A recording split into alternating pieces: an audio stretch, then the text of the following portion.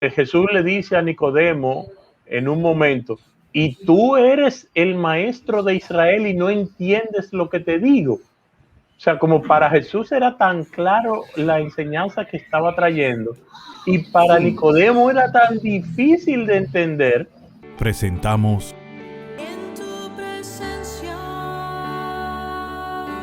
En tu presencia. Mis ganancias no brillan más, cada corona a ti la rendiré.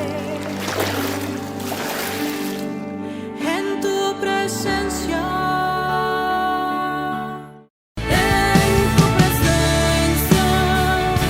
te adoro, mi amado. En tu presencia, mi espíritu te adora, Señor. En tu presencia.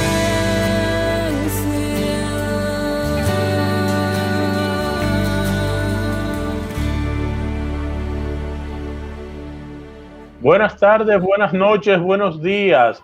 Felicidades, feliz Pascua de Resurrección.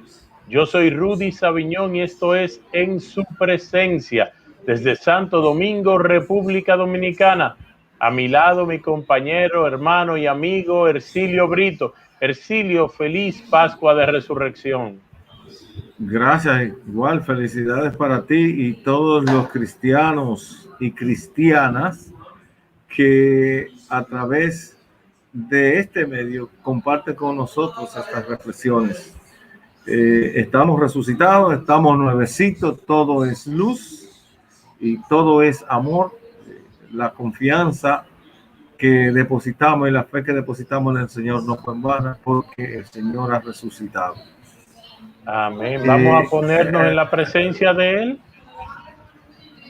La razón por la que naturalmente tenemos que seguir orándole y pidiéndole a Él, pero ahora de una manera más alegre y más contento, porque sabemos que Él ha resucitado y está en medio de nosotros y ya se queda para siempre entre nosotros, para que también levante nuestro ánimo, resucite nuestro ánimo, nuestro deseo de seguirle y podamos nosotros seguir tras sus huellas resucitadas, y que toda esta luz ilumine también al mundo en medio de la pandemia, que parece que no quiere ceder en varios lugares, donde parece que las cosas vuelven, pero vuelven con mucha fuerza. Así que le vamos a pedir también al Señor que dé ese ánimo en aquellos lugares, para que también, con todos los cuidados que esto demanda, podamos luchar contra ese fenómeno que se nos presenta como amenaza a la vida, y que todo aquel que de alguna manera cae en las garras destructoras de esta enfermedad tenga la fuerza suficiente, el amor y la confianza en Dios, en que Él lo va a sanar. Amén, así sea. Qué bueno que hemos tocado este tema, es el tema del momento para nosotros, los cristianos católicos, y ese es el tema que vamos a tratar hoy, la resurrección de nuestro Señor Jesucristo. Vamos a comenzar por lo que dijo, ¿quién fue que dijo? Si Jesús no resucitó, vana es nuestra fe. San Pablo. San Pablo. Lapsus grandísimo, pero fue San Pablo que lo dijo. De hecho, cuando San Pablo resucitó, cuando Jesús resucitó, Pablo ni por ahí estaba dentro de los cristianos. No. Era perseguidor en ese entonces. Por eso es que tiene más fuerza lo que él dice, porque él es cristiano por la resurrección de Jesucristo. Sí, él no vivió en la vida como la vivieron los apóstoles. Él es un apóstol de la resurrección. Sí. Ahí, la resurrección es un hecho maravilloso, altamente impactante, diríamos, en la humanidad. Pero el primer impacto de la resurrección lo tuvieron los discípulos. Y dentro de los discípulos, las primeras fueron las mujeres. Y después aquellos dos como que se perfilaban como las personas de mayor confianza en Jesús, que fueron Pedro y Juan, y después los demás. Pero primero hay que ver la situación que estaban viviendo ellos, porque la experiencia fue muy fuerte. Su líder fue asesinado, fue matado de manera brutal delante de todo el mundo. Pero hay una cosa: aquellos que lo asesinaron, trataron de asesinarlo primero de manera ideológica, de manera religiosa, de manera política, en todos los sentidos trataron de asesinarlo. Aquellos que lo vieron morir, jamás pensaron que la victoria no era del criminal, no había sido del que mató. Jamás pensaron que la victoria era de aquel que había matado, sino que la victoria había sido de ellos, porque parecía que habían quitado de en medio el clavito que le estaba molestando en el zapato. Si se puede hablar de zapatos, yo creo que era chancleta que ellos usaban antes, y sandalias. Sandalias. Entonces, fíjate bien, el triunfo del mundo, el triunfo de la idea mundana, el triunfo del vulgo de la época, del que se consideraba fino, pero que era lo peor, porque realmente no había entendido. Después se convirtió en pánico. ¿Por qué? Porque la noticia de que el Señor había resucitado corrió entre los judíos asesinos. Entiéndase, maestros de la ley, entiéndase, fariseos, entiéndase, gente poderosa de la época. Y entonces comenzó el pánico. ¿Pero por qué? Y el pánico era nada más ni nada menos porque ellos conocían la palabra, ¿entiendes? Conocían la palabra. Pero ellos la conocían, pero tenían aquella venda en los ojos y en el entendimiento, porque Jesús le dice a Nicodemo en un momento: y tú eres el maestro de Israel y no entiendes lo que te digo. O sea, como para Jesús era tan claro la enseñanza que estaba trayendo, y para Nicodemo era tan difícil de entender. Así mismo le pasó a todos esos maestros de la ley, pero sí se les abrió el entendimiento cuando comenzaron a oír los rumores de que ha resucitado. Entonces le llegó a la mente lo que tenían en la memoria de que el Mesías iba a resucitar. Fíjate qué pasa. Ellos eran conocedores de la ley, conocedores de la palabra, etcétera. Pero hay una. Primero quiero tratar el caso partiendo de las primeras que llegaron a la tumba y que encontraron, que se dieron cuenta de que Jesús había resucitado, fueron las mujeres. Fíjate que cómo comienza la historia a dar la vuelta, a ponerse de revés a los judíos. Las mujeres, aquellas que eran rechazadas en la asamblea, que no podían tomar la palabra y hablar en la asamblea, aquellas que no podían sentarse entre las reuniones donde se hablaba de Dios y se hablaba de las leyes, aquellas fueron las merecedoras de recibir la primera noticia de que el Señor había resucitado. Ahí comienza el mundo a ponerse al revés. Qué gran honor. Entonces, ¿y por qué las mujeres? Usted dice, ¿por qué las mujeres? Primero, porque el Señor sintió ante aquellas mujeres rechazadas, aquellas que le tiraron piedra porque era pecadora, aquella que le sacó no sé cuántos demonios porque el pueblo la tenía rechazada, aquella que era su madre y que también la habían señalado como una mujer despreciable en la sociedad, a esa Virgen María, a esa se le apareció. Entonces comienza a tener valor que la humildad del ser humano en esa mujer comienza a tener valor, comienza a resucitar junto con Jesús. Pero no es solamente eso. ¿Por qué esas mujeres son las primeras que llegan? o porque la mujer tiene menos miedo que el hombre. O sea, estamos hablando ahora en términos humanos. La mujer es más decidida que el hombre, y sobre todo cuando un hijo o cuando el esposo se ven amenazados, las mujeres se vuelven una fiera y son capaces de ofrendar la vida. Ellas se arriesgaron. ¿Y en qué estaban los discípulos? Cerrados. ¿Por qué? Por miedo a ser atacados. Ahora bien, ahí se demuestra que el sexo débil que nosotros entendemos no es tan débil. Ahí se demuestra también que en el mundo de la salvación, en la idea o en el plan de salvación de Jesucristo, también estaban incluidas las mujeres. ¿Y de qué forma? No estaban excluidas como estaba en la agenda de los fariseos, de los maestros de la ley, de los sumos sacerdotes.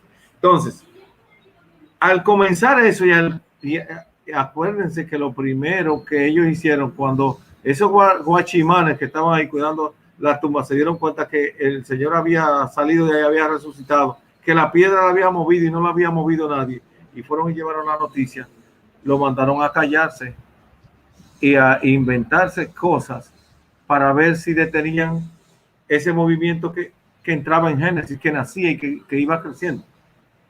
Y le dije, lo mandaron a decir que los discípulos lo asaltaron en la noche y se llevaron el cuerpo. Oye, te voy a decir de dónde viene el miedo, precisamente del conocimiento del capítulo 7 del libro segundo de los Macabeos. Miren, el tormento, el sacrificio de aquellos jóvenes, cabeza caliente, revolucionarios, que se sentían humildes, pecadores delante de Dios.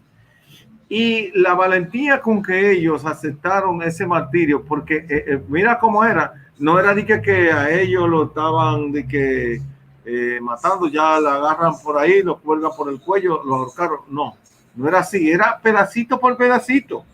Sí, una tortura. Una tortura, lo mataban y lo último que hacían era que moría después que le cortaban los dedos, después que le cortaban la lengua, después que lo quemaban, después que le hacían de todo. Ellos morían. Pero la forma como ellos fueron muriendo, cada uno de ellos, y sobre todo del tercero para arriba, del cuarto para arriba, iban señalando la resurrección del Señor, donde ellos decían: ustedes van a matar el cuerpo, pero no van a detener la resurrección y la fuerza de Dios, del Padre, que va a resucitar, que nos va a resucitar, que va a resucitar al puro, lo va a resucitar.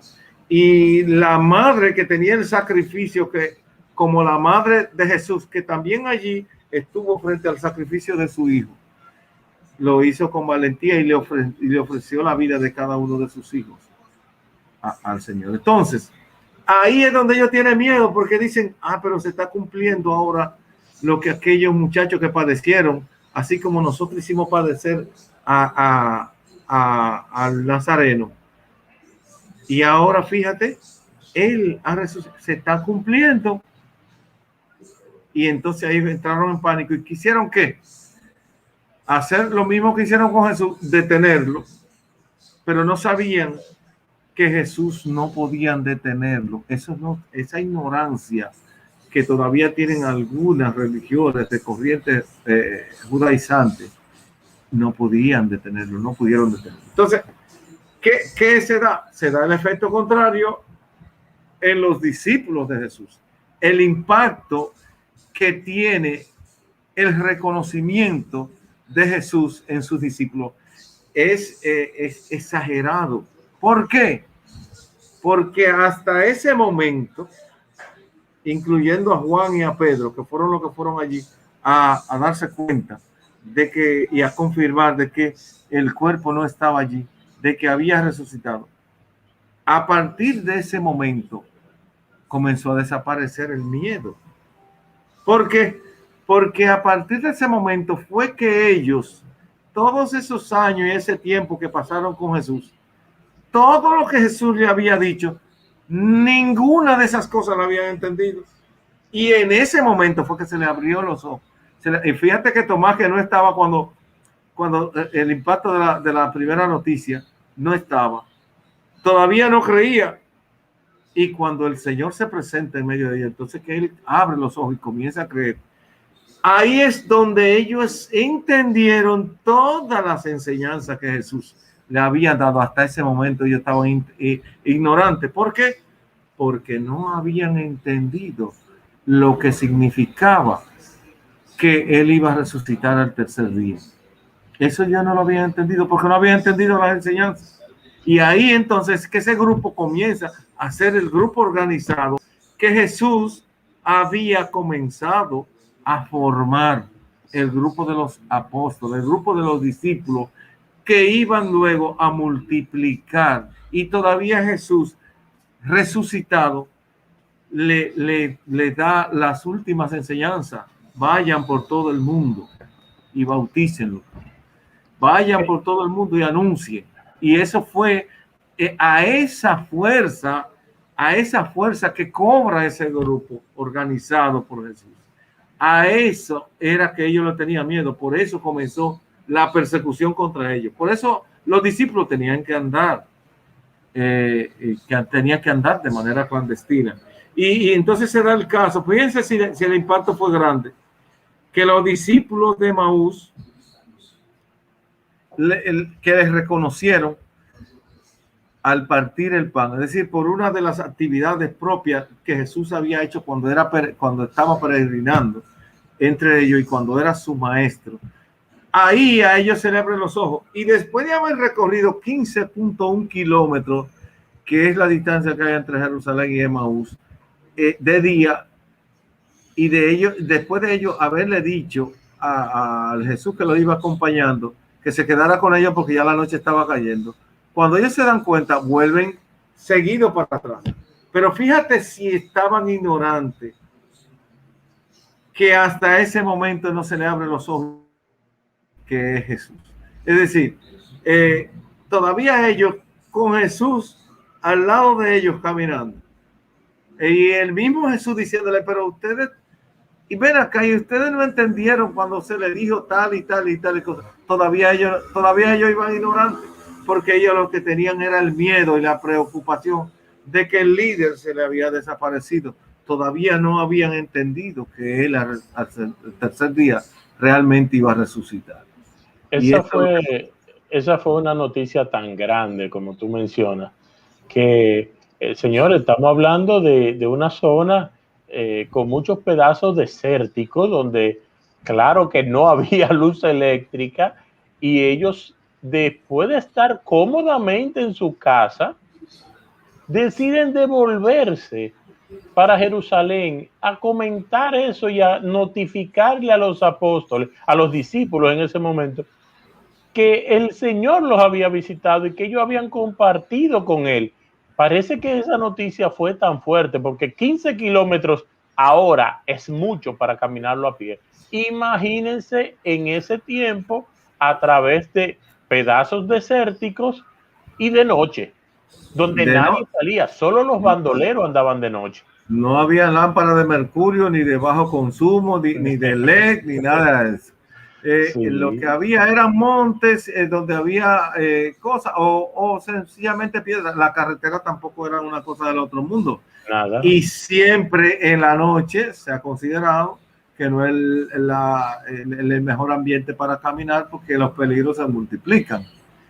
Pero lo que es más, ellos no se comieron ni un pedacito de la comida porque ellos se les abrieron los ojos y seguido salieron corriendo.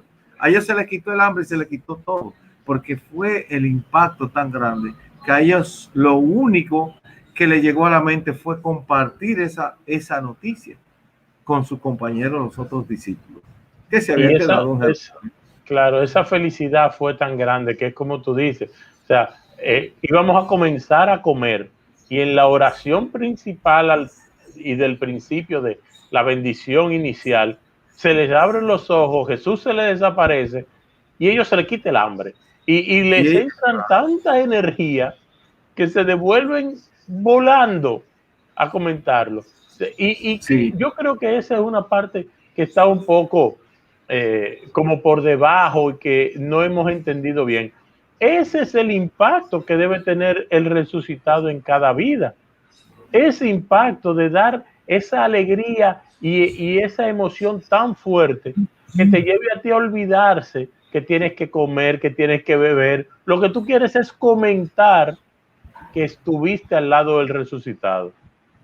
Sí, y hay que entender también que esos discípulos, esa especie de colegio apostólico o grupo de seguidores de Jesús, era una familia. Esa era la real familia de Jesús, la familia que él quería que anunciara su presencia, que anunciara su palabra, y que lo puso hasta a ensayar. Acuérdate que los mandó a los 72, los envió, sí, estando en vida, y le dio misiones específicas. Pero aún así, ellos no entendían nada.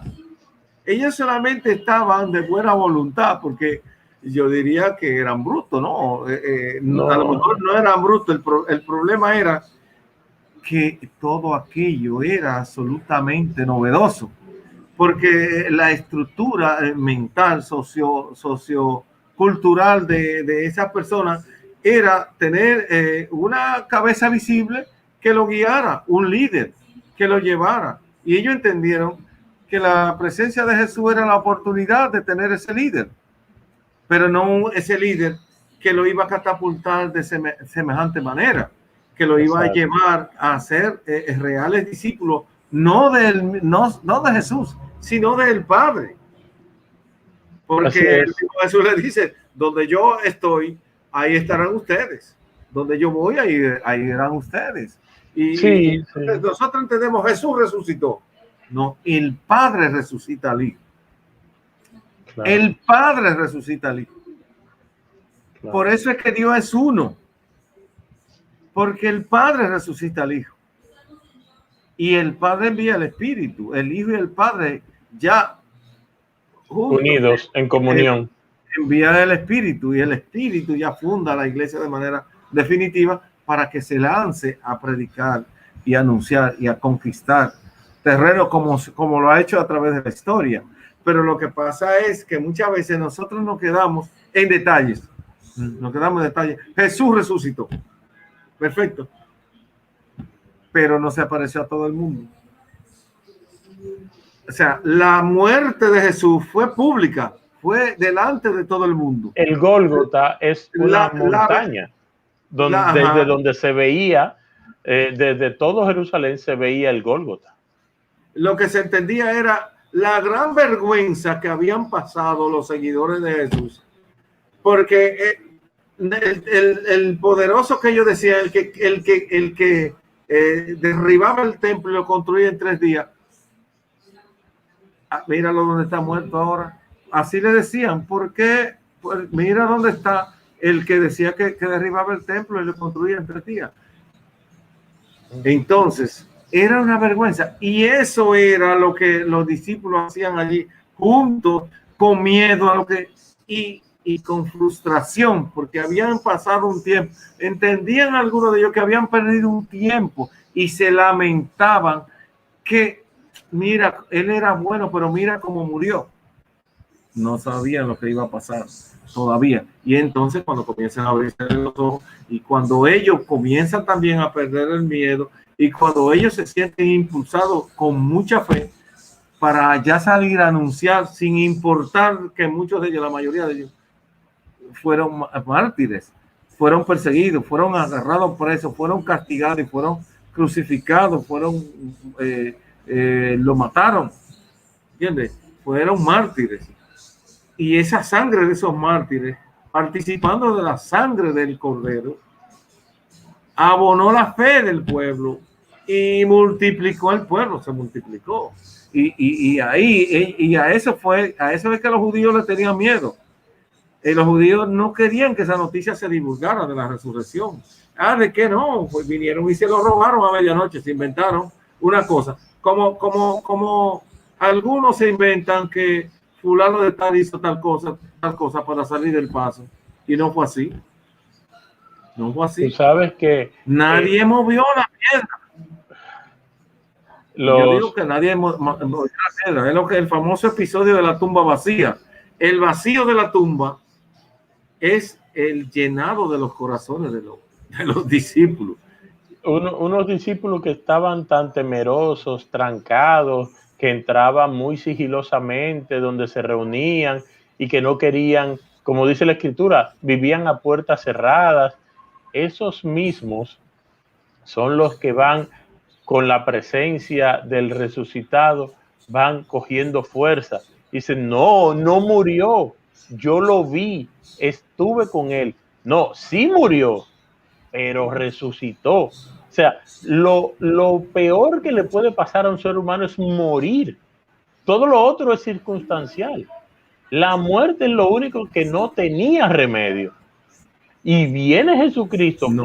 que no era el héroe que ellos esperaban, porque la mayoría esperaba un héroe militar, un héroe que le pusiera a los egipcios por, por súbditos a los judíos. Eso era lo que ellos esperaban. Y viene este y muere. Y entonces resucita. O sea, mucho más grande de lo que cualquiera de ellos podía esperar. Aún, como tú dices, habiendo vivido con él y habiendo oído todo lo que oyeron, no lo entendieron. Tiene que venir No. el Espíritu Santo luego a que ellos entiendan que cuando él le decía, el Mesías debe morir, mírenlo ahí donde lo dice, debe ser levantado en alto. Se lo dijo de muchísimas maneras, pero su entendimiento estaba en otra cosa. Mira, el acontecimiento de la resurrección es nada más ni nada menos que la prolongación total y ya pura del mensaje y toda la trayectoria, porque la presencia de Jesucristo ya después de la resurrección ya es eterna entre nosotros. Pero esa parte del sacrificio y de la muerte es la parte humana. La parte humana, ahí termina la parte humana de Jesús, ahí termina. Pero cuando él se presenta a los discípulos y le dice toca a Tomás, toca, fíjate, él sigue ahí, no siendo humano, ya él está glorificado, pero sí, con el poder que él tiene, puede hacer eso y más. Puede hacer eso y más. Fíjate que la figura que se apareció, que presentan las películas y toda esta fílmica y todas estas cosas que hay, es la misma figura que estaba predicando y estaba junto con ellos. Y los discípulos de Maús no lo reconocían. No sé si porque no lo miraron. Supongo que no lo miraron, ¿verdad? Vamos a darle el beneficio de la duda. No lo miraron. Pero en su quehacer, en su forma de hacer, es la misma prolongación de Jesús en el tiempo, de manera infinita, porque Jesús no pasa. Él siempre está con nosotros. Y ahora de una manera resucitada. Esa es la gracia. Esa es la alegría, ese es el gozo, el fuego que tenemos los cristianos ahora. Porque Jesús no pasó. Él lo que hizo fue que resucitó. Y ahora llegó para quedarse para siempre, porque ya nadie lo va a matar. Nadie lo va a matar. No, fíjate, se puso por encima del pecado y de los pecadores. Ahí hay un punto muy importante, ese que tú mencionas. O sea, estamos hablando de una figura, de un ser que entró a un lugar que estaba cerrado, entró sin abrir puertas. O sea, no era corpóreo, no tenía cuerpo. Sin embargo, le dice a Tomás, entra tus dedos en mis llagas, mira mis huesos, toca mi cuerpo. Ese mismo que no tenía cuerpo unos segundos antes, logra tener cuerpo. Fíjate qué poder tiene Jesús para demostrarle a sus discípulos, es que lo que para ustedes es imposible, para mí no lo es. Yo vencí la muerte y por eso ustedes van a vencer la muerte, porque van a estar conmigo. Para esto les he preparado. Tengo todo el tiempo y lo que falta por enseñarles, yo les mandaré a alguien que va a estar con ustedes y les va a enseñar esas cosas. Pero ese es el mismo Jesús, como tú dices, el mismo que estaba al lado de los discípulos de Maús. Y ellos van hablando con él y cherchando en el camino y él le va contando lo que debía pasar y todo. Y ellos mirándolo y hablando, porque tú no caminas con una gente sin verlo. No. Y ellos no lo veían, no. ¿Qué pasó ahí? Eso es una cuestión increíble. Nosotros no tenemos cómo definir eso. No hay forma humana de tú decirle a una gente que estoy contigo, que te conozco y que de un momento a otro dejo de conocerte. Sí, pero hay otra cosa, y es que la esperanza que siembra la resurrección en los discípulos no ha pasado en la historia. Siempre ha permanecido. Tras los miles de años, no ha pasado, se mantiene, se renueva y se renueva. Y se renueva cada vez que nosotros celebramos la Eucaristía de una manera, diríamos, presencial. Y se renueva cada vez que uno de nosotros, los cristianos, siente la necesidad de acercarse y estar más cerca de Dios, que se reconcilia, que puede ayudar a un enfermo, a un desvalido, que puede participar con los demás en un grupo de oración, en un grupo de trabajo, y que también le ofrece las labores al Señor, y el esfuerzo y el trabajo como una ofrenda que siempre es agradable a Dios. ¿Por qué? Porque esta presencia es activa entre nosotros los cristianos. Es una presencia viva que se prolongó y se prolongará a través de los tiempos, porque Jesús resucitó y ya no se va más, se queda siempre con nosotros. Amén. Con esas palabras terminamos nuestro programa de hoy. Gracias, Hercilio. Gracias a todos ustedes por el placer de su sintonía. Qué bueno que Jesús ha resucitado, pero no solo que resucitó hace 2000 años, sino que resucita en cada uno de nuestros corazones cada día. Gracias, Señor, por este privilegio que tenemos nosotros los cristianos católicos de haberte conocido y de haber entendido tu misterio, que no tuviste que revelárnoslo de tu boca, sino que a través de todo este tiempo lo hemos ido conociendo. Gracias por todo lo que nos das y, amigos y amigas, feliz Pascua de Resurrección. Nos vemos en la próxima entrega de En su Presencia. Hasta luego.